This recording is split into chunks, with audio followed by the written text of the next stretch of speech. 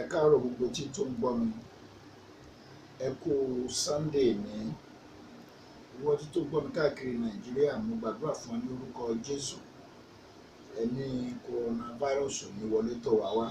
Mo dẹ̀ gbàdúrà wípé nígbà tí Jésù bá dé, a ó bá Jésù jọba. Èmi àti ẹ, a ó jọba pẹ̀lú Kristi ní orúkọ Jésù Kristi Olúwa wa. Èmi Prophet Elijah Ọlá láti ìjọ Sapphire Bible Church. Ní ìsìn ní Sunday, ètí a ti sọ̀rọ̀ Ọlọ́run, àti bá a sọ̀rọ̀ Ọlọ́run tí àkọlé rẹ̀ jẹ́ àtìmọ́lé alájọbí. Kí la ń pè ní àtìmọ́lé alájọbí? Àwọn kan tó ń pè ní àtìmọ́lé, àwọn èèyàn ò lè jáde, pàápàá èèyàn lè má lè wọlé.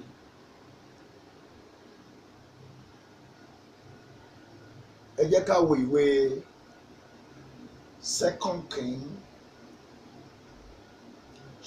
chapter 6 from verse 24. Ó sì ṣe lẹ́yìn èyí ni Ben-Hadadi ọba Syria kó gbogbo ogun rẹ̀ jọ, wọ́n sì gòkè, wọ́n sì dó ti Samaria. Ọba Ben-Hadadi kó ogun rẹ̀ jọ, ó sì dó ti Samaria. Àwọn ènìyàn lè jáde, àwọn ènìyàn lè wọlé, wọ́n fi wọ́n sínú àtìmọ́lé. Ọ̀pọ̀lọpọ̀ láti wà ní láti bí oṣù ó lọ sí oṣù kan sìn, ká sọ pé bí ọ̀sẹ̀ mẹ́ta sẹ́yìn, a lè jáde. Ẹ̀mí àìsàn coronavirus ó ti jẹ́ kí ọ̀pọ̀lọpọ̀ a má lè jáde. Ó ti fi ọ̀pọ̀lọpọ̀ wa, ó ti jẹ́ kí federal government fi ọ̀pọ̀lọpọ̀ wa sí bí ká má jáde, ká wà nílé, torí wípé kí a má bàa bọ́ sí ọwọ́ àìsàn coronavirus tó ń pa àwọn èèyàn káàkiri àgbáyé. Ẹ̀mí coronavirus jẹ́ ẹ̀mí ọba burúkú, àìsàn burúkú tó ṣí àwa ènìyàn mọ́lé, tí a ní láti kégbe àdúrà. Yálà Christian or Muslim ni ọ́, a ti wà lójú tọ́jọ́ díẹ̀. Ìkan yìí ló ń ṣẹlẹ̀ níbi tí mò ń kà yìí. Àwọn èèyàn ò lè jáde, wọn sì lè wọlé. A nílò gẹ́gẹ́ bí àwọn ìránṣẹ́ Ọlọ́run káàkiri àgbáyé láti gbóhùn àdúrà sókè kí Ọlọ́run alágbára kó lè mú àìsàn coronavirus kúrò ní orílẹ̀-èdè wa Nàìjíríà, ká lè bọ́ lọ́wọ́ àtìmọ́lé alájọbí. Torí bí náà bá ti tán láṣọ, ẹ̀jẹ̀ kì í tán lè kánná. Tí a ò bá gbàdúrà kí Olúwa dáwọ́ ẹ̀ dúró, tó bá ṣe já ìrànìràn sí, a lè pẹ́ nínú àtìmọ́lé alájọbí. Tí yẹn bá sì pẹ́ nínú àtìmọ́lé alájọbí, ó dàbí ẹni tó bá pẹ́ lórí míkímí, èṣìṣì kèṣìṣì á kùn. A ní láti gbóhùn àdúrà sókè kí Ọlọ́run bá wa lé àìsàn yìí jìnnà sí orílẹ̀-èdè wa, kí a má bàa kú sínú túbú alájọbí tí àìsàn coronavirus fi wá sí. Mo tún kà á síwájú sí i. Ìyàn ńlá kan sì mú ní Samaria 25 nìyẹn mo ti kà. Sì kíyèsí, wọ́n jó tì tó bẹ́ẹ̀ tí a fi ń ta orí kẹ́tẹ́kẹ́tẹ́ kan ní 100 ìwọ̀n fàdákà.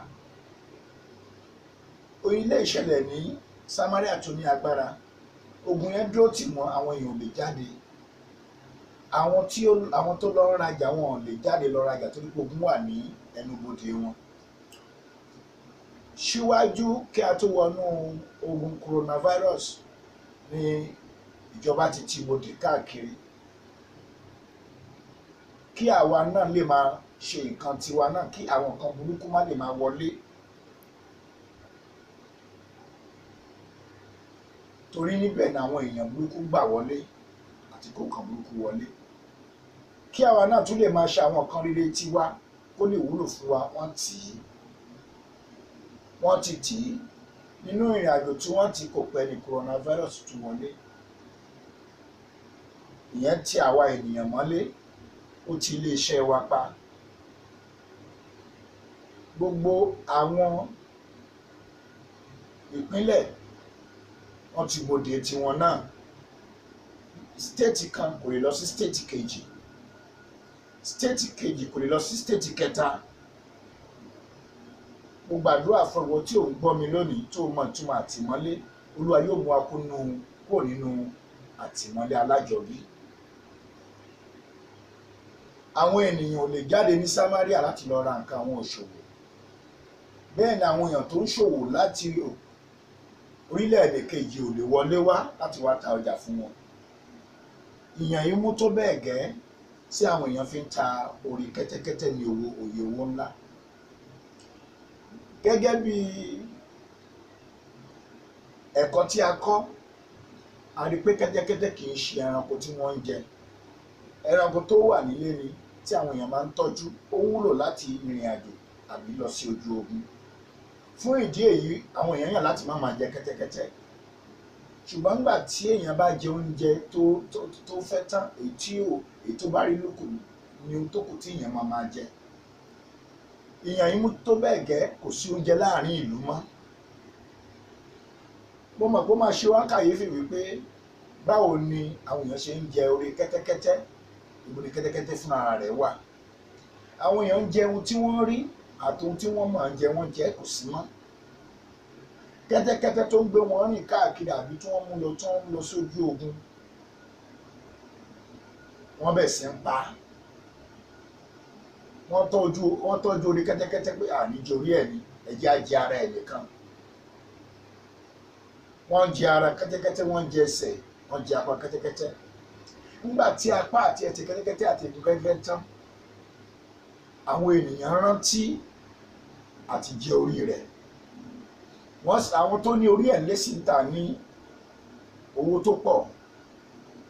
Ṣùgbọ́n nígbà tí orí kẹ́tẹ́kẹ́tẹ́ tán tí ò sí oúnjẹ mọ́, ìyàn yìí mú tó bẹ́ẹ̀ gẹ́, mo kà síwájú sí i.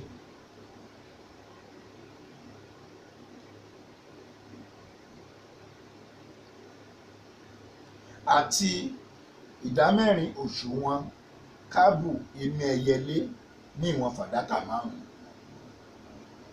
Imí ẹyẹlé, ìgbẹ́ ẹyẹlé. Àwọn tó ti sin ẹyẹlé tẹ́lẹ̀ nígbà tí wọ́n dorí kẹ́tẹ́kẹ́tẹ́ tán, wọ́n bẹ̀ sí lọ wo inú cage tí wọ́n tọ́jú àwọn ẹyẹ sí. Àwọn cage tí wọ́n ti ilé tán ti kọ́ fún àwọn ẹyẹlé, wọ́n bẹ̀ sí ń wò káàkiri. Wọ́n ti jẹ ẹyẹlé, wọ́n ti jẹ ìyẹ́ rẹ̀. Kí ló túkù tí wọ́n fẹ́ jẹ? Wọ́n bẹ̀rẹ̀ sí kó ìgbẹ́ ẹyẹlé. Wọ́n fi jẹ̀ríkà wọ́n tà ní owó tó wọ́n fún àwọn ènìyàn. Àwọn tó ní owó lọ́wọ́ ò rí oúnjẹ jẹ mọ́, torí pé ogun dúró tì wọ́n, wọn ò lè wọlé, wọn ò sì lè jáde. Ohun tó kù tí wọ́n ń tà láàrin ìlú tó jẹ́ bí ọjà títán, kò sí oúnjẹ mọ́. Kò síyàn tó lè kọjá wọlé, kò síyàn tó lè lọ́jà láti lọ ra ọjà. Kẹ́tẹ́kẹ́tẹ́ ti tán. Wọ́n fi jẹ̀ríkà wọn ìgbẹ́ ẹyẹlé tà ní owó ńlá. Wọ́n jẹ ìgbẹ́ ẹyẹlé tán. Mo gbàdúrà lórúkọ Jésù. Àti di pé èèyàn ńlá ti ń mú lórílẹ̀‐èdè Nàìjíríà. Oríṣiríṣi nǹkan ló ti ń ṣẹlẹ̀. Àwọn ènìyàn ò lè sùn mọ́ lálẹ́. Gbogbo èèyàn ló ń bọ́ síta tán ṣe fìjìláńtì. A wà nínú èèyàn kò sóúnjẹ, a tún lè sùn lálẹ́. Torí ẹ̀rọ ní láti gbàdúrà. Ohun tí mò ń sọ yìí ó bá ọba wí, ó bá ìjòyè wí, ó bá olówó wí, ó bá tálákà wí. Kò sí ẹnìkan tó yọ sílẹ̀. Àwọn olórí ẹ̀sìn káàkiri, ẹ jẹ́ ká dìde ká gbàdúrà. Gbogbo agbára coronavirus kó bàjẹ́ ní orílẹ̀-èdè Nàìjíríà, kí a lè tètè kúrò nínú àtìmọ́lé alájọbí. Torí èèyàn ti bẹ̀rẹ̀ sí mú. Ẹ wá gbọ́ o, má sọ wípé torí pé o lówó lọ́wọ́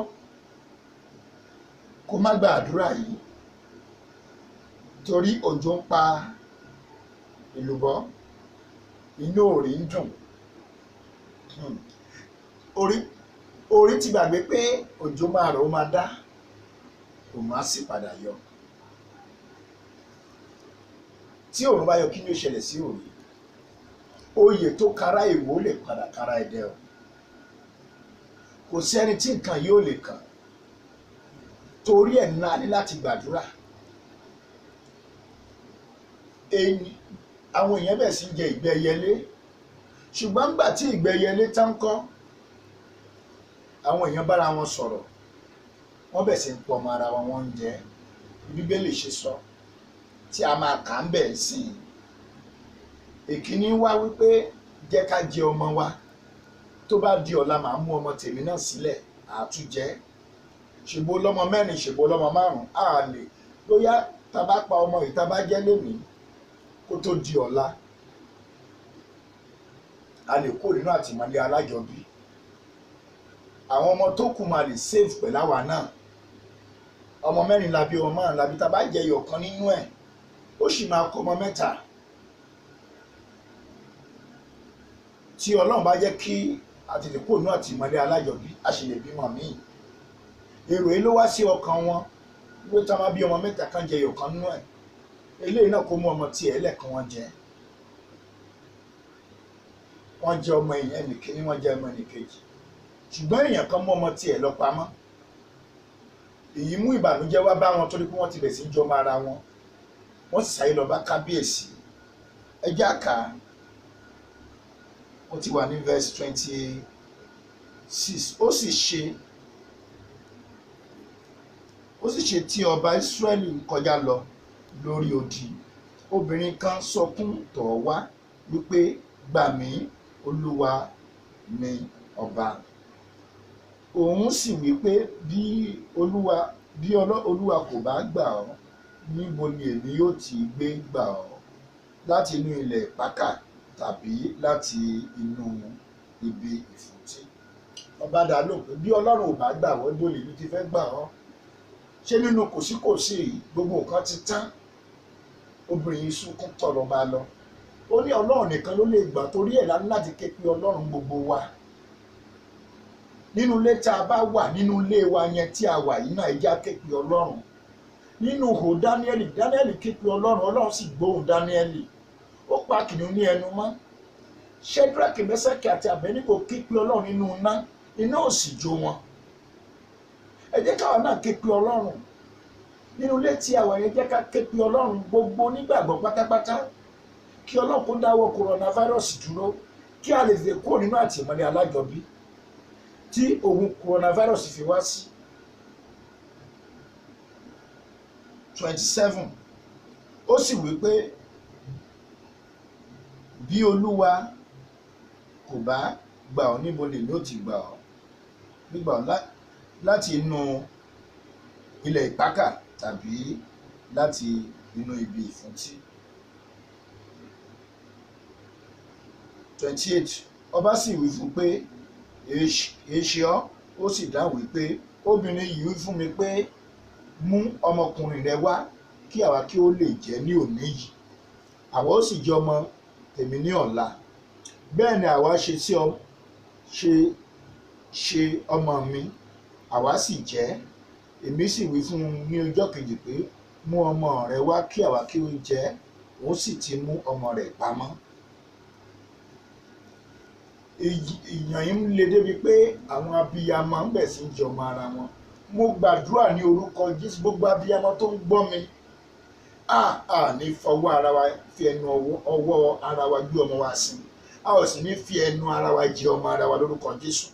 Àwọn èèyàn wọn kì í ṣe àjẹ́ o, ṣùgbọ́n èèyàn mú débi pé wọ́n bẹ̀ sí ń jẹ ọmọ ara wọn, torí pé ẹnì kejì mú ọmọ tiẹ̀ pamọ́. Ó ń retí wípé ó yẹ kí wọ́n ti kúrò ní àtìmọ́lé alájọbí, pé báwọn ti jẹ ti lágbájá lánàá, kó tó di ọjọ́ kejì wọ́n á ti kúrò ní àtìmọ́lé alájọbí. Ṣùgbọ́n torí pé ogun tó dúró tí wọn ò tí ì kúrò lẹ́nu bodè, wọn ò tí ì kúrò ní àtìmọ́lé alájọbí, lọ mú ọmọ tiẹ̀ pamọ́. Ọ̀rọ̀ yìí déwájú ọba láìsí ìbẹ̀rù pé àwọn èèyàn sì bẹ̀ sí jẹ ọmọ ara wọn. 30 ó sì ṣe nígbà tí ọba gbọ́ ọ̀rọ̀ obìnrin náà, ó fa aṣọ rẹ̀ ya, ó sì kọjá lọ lórí odi. Àwọn ènìyàn sì wò, kíyèsí ó ní aṣọ ọ̀fọ̀ ní abẹ́ aṣọ rẹ̀. Ẹ jọ̀ọ́, kí ni odidi ọba ṣe láàrin tó rìn kiri? Ohun tó lè mú kí ọba kúrò ní ààfin. Ẹ ti mọ̀ pé débi pé ọba wá rìn káàkiri odi ìlú, ó rìn káàkiri, ó ń wá bóyá òun máa tiẹ̀ rí aláǹgbá tóun máa pa, kóun náà jẹ́ kóun náà má bàa kú.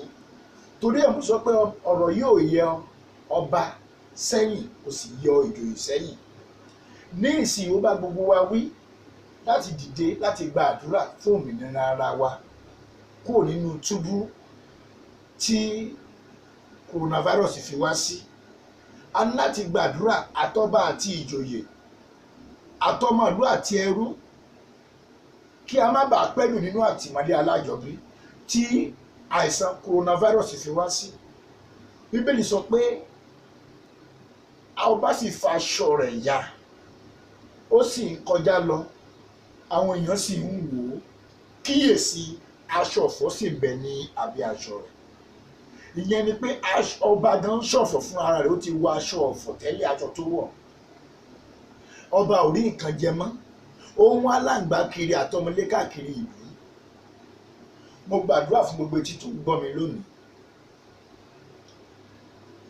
wípé ní orílẹ̀-èdè Nàìjíríà a ní rúrú èèyàn báyìí lórúkọ Jésù.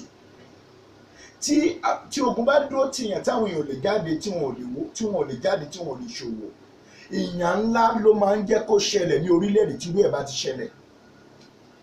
Ìyàn ńlá ló máa ń jẹ́ kó ṣẹlẹ̀ ní àgbáyé bó ṣe ń ṣẹlẹ̀. Kì í ṣe orílẹ̀-èdè Nàìjíríà nìkan ní lockdown ti wà, ṣùgbọ́n lockdown, rìsọ́ọ̀tì lockdown ni pé ìyàn máa padà mú. A dúpẹ́ lọ́wọ́ gbogbo àwọn olówó wa tí wọ́n ran gọ́ọ̀mẹ̀ntì wa lọ́wọ́, àwọn tó ń donate owó, a gbàdúrà fún wọn pé Ọlọ́run á bẹ̀ sí bùkún wọn. A dúpẹ́ lọ́wọ́ àwọn olówó tó ń ran àwọn mẹ̀kúnnù lọ́wọ́ nípa fífún wọn lóúnjẹ díẹ̀díẹ̀, ìrànlọ́wọ́ díẹ̀díẹ̀. Mo gbàdúrà wípé kí Ọlọ́run kó túbọ̀ máa bùkún fún wọn.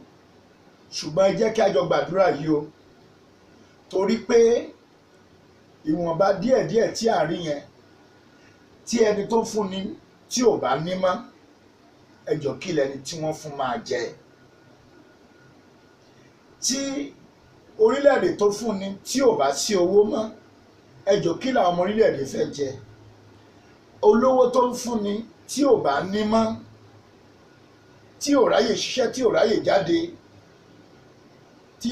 tí àtìmọ́lé alájọbí tí ò tètè kúrò, tí ò bá ní mọ́, kí lẹni tí wọ́n fẹ́ jẹ. Torí ẹ̀ lórúkọ Jésù, ìyàn burúkú ò ní mú ní orílẹ̀-èdè yìí. Kó má di wípé ogun coronavirus máa kúrò ní àwọn èèyàn gbàgbé coronavirus, hunger virus àwọn àdìpó bẹ̀ sí pa ènìyàn. Mo bẹ̀wọ̀, ẹ jẹ́ ká gbàdúrà kí Ọlọ́run dáwọ́ coronavirus dúró lórílẹ̀-èdè Nàìjíríà, kí a lè tètè kúrò ní àtìmọ́lé alájọbí.